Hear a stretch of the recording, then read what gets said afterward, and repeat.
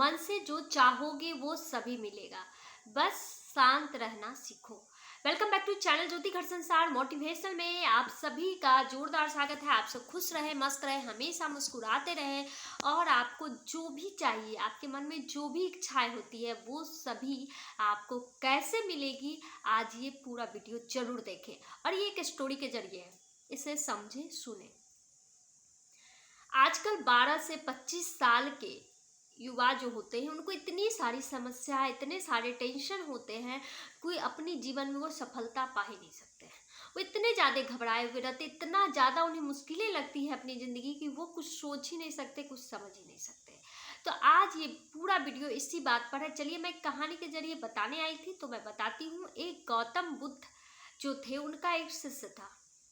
वो शिष्य गौतम बुद्ध महात्मा बुद्ध के पास गया और बोला कि हे भगवान, मुझे ऐसा नहीं हो सकता, जो भी मैं मन में चाहूँ वो सारी चीजें पूरी हो जाए। महात्मा बुद्ध ने कहा कि हाँ होगी, मेरा 2 शर्त तुम्हें मानना पड़ेगा, जिसके वजह से तुम्हारी ये सारी इच्छाएं पूर्ण हो जाएगी। तो उसने बोला, ऐसी क्या 2 शर्त है, मुझे बताएं। और आपकी ये 2 शर्त मानने से क्या मेरी सारी इच्छाएं, जो भी मैं मन में सोचूं वो पूरी हो जाए? अरे तो सभी की समस्याएं होती है ना कि मैं जो चाहूँ वो पूरा हो जाए, फटाफट पूरा हो जाए, ये सभी के दिमाग में चलता है। लेकिन अगर नहीं पूरा होता है तो वहीं हम लोग विचलित होते, परेशान होते, आगे की बातों को समझ ही नहीं सकते और अपना आगे का भविष्य भी खराब कर बैठते हैं। तो आप इस कहानी के जरिए समझ पाइएगा कि किस तरह से हमें करना चाहिए जिससे हमारी सभी समस्याएं खत्म हो जाए।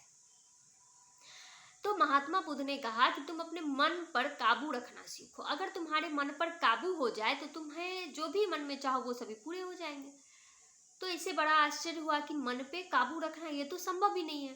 अपनी इंद्रियों पर काबू रखना ये तो मुश्किल है थोड़ा भाई।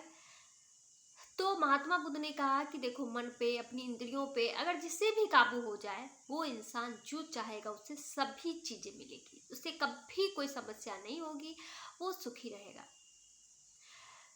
तो इसने कहा कि इंद्रियों पर तो काबू में है, मैं जब अपना हाथ चलाऊं, हिलाऊं, हिले ये वो। तो उन्होंने कहा कि नहीं, इससे कुछ नहीं होता है। तो चलो, मन को काबू में रखने के लिए पहली जो बातें हैं वो मैं तुझे बताता हूँ।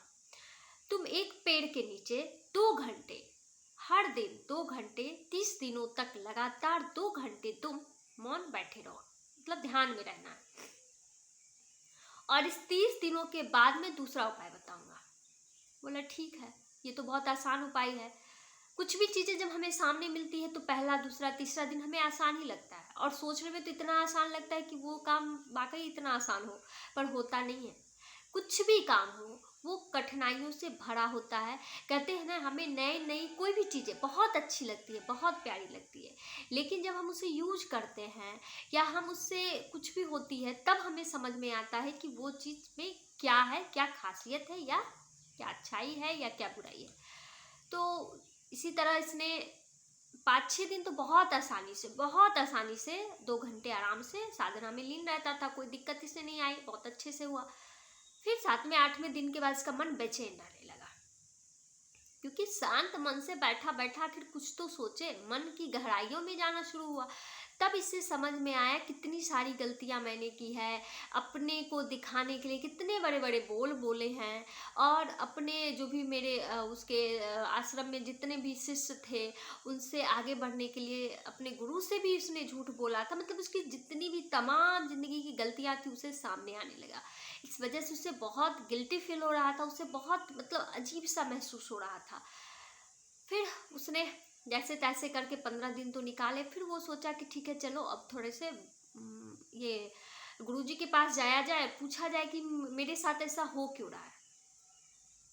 फिर वो गया प्रणाम करने के लिए। उसका हर दिन का था, जब भी वो मौन साधना में जाता था वो गुरु को प्रणाम करके ही जाता था। फिर गया तो गुरु होते हैं, या कोई भी शिक्षित इंसान को तो समझ में आएगा ना कि आज ये सिर्फ प्रणाम करने के दर से नहीं आया, इसके मन में कुछ और समस्याएं हैं, यही कुछ पूछना चाहता है। तो उन्होंने कहा कि तुम्हें कुछ प्रश्न करना है तो तुम करो। तब उसने अपनी सारी व्यथा बताई। तब बोले कि यही होता है मन, अभी तक तुम दूसरे के प्रति सोच रहे थे, कुछ नहीं समझ में आ रहा था।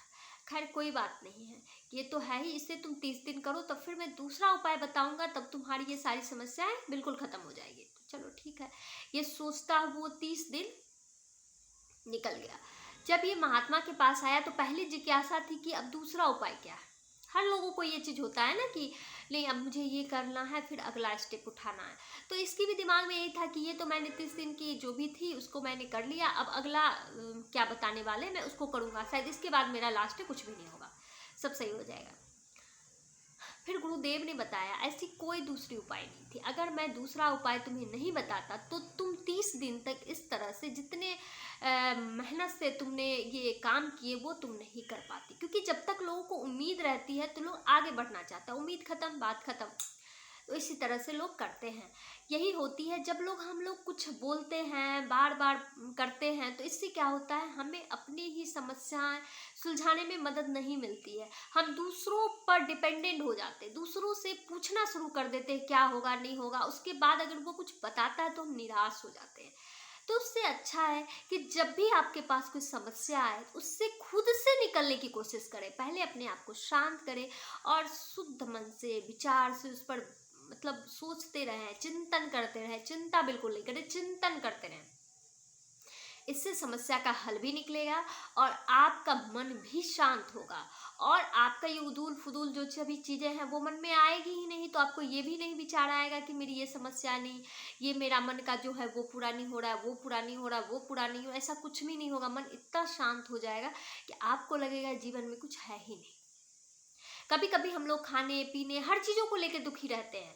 क्यों? क्योंकि हमारी इंद्रियां हमारे बस में ही नहीं रहता है, हमारा मन हमारे बस में ही नहीं रहता है।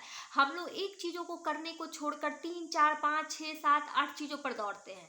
अगर आपने सुना होगा कि अगर एक नाव पे पैर नहीं रखोगे तो नाव क्या होगी, डूब जाएगी और साथ में तुम्हें भी डुबा जाएगी। तो वही चीज़ होती है, अगर हम लोग कोई एक कश्ती पर सवार नहीं होके 2 कश्ती 3 कश्ती 4 कश्ती पे सवार होंगे तो हमारे जीवन का भी यही कहानी होगा। इसलिए कभी भी अपने मन को कोई भी विचार आए तो मन को शांत करके उस पर चिंतन करें कि क्या होना चाहिए, क्या सही होगा, किस तरह से होगा नहीं होगा। इन सभी विचारों को समझे सुने उसके बाद ही फैसला ले। हो सकता है इसके बाद आपको समस्या आएगी ही नहीं और दूसरी समस्या तो कुछ थी नहीं उनके लिए।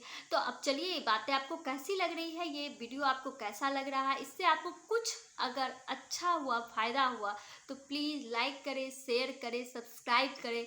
आप अपने मन से किन्हीं के पास भेजना चाहते जिन्हें बहुत ज़रूरत हो इस वीडियो को, आप उससे भी भेजें। चलिए बाय बाय।